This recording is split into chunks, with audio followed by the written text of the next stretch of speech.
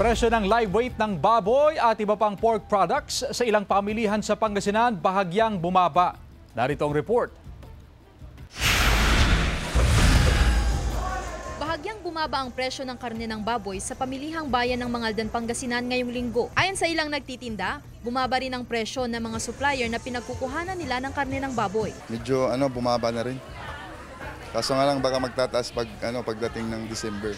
Pero kahit bumaba ang presyo, matumal pa rin daw ang bentahan. Ayon sa Mahang Industriya ng Agrikultura o SINAG, marami ang supply ng pork products sa rehiyon pero humina ang buying power ng mga consumer. Epekto raw ito ng naranasang sunod-sunod na kalamidad. Marami naman na nagbalik na backyard, may mga stocks na baboy ngayon. Yung buying power medyo walang perang tao ngayon. Isa na rito si Romel, na todo tipid sa pagbabudget. Maganda kung bumaba para medyo makatipid sa bilihin. Bis na 1 kilo, kalahating kilo lang. Sa ngayon, pumapalo sa 360 pesos ang kada kilo ng liempo, pork chop, laman at giniling. 290 pesos kada kilo naman ang pata at 330 pesos ang kada kilo ng ribs. Wala namang nakikitang problema sa supply ng karne ng baboy sa mga susunod na linggo ayon sa SINAG. Kasama si Henry Duminsil, Sandy Salvacio, One North, Central Luzon.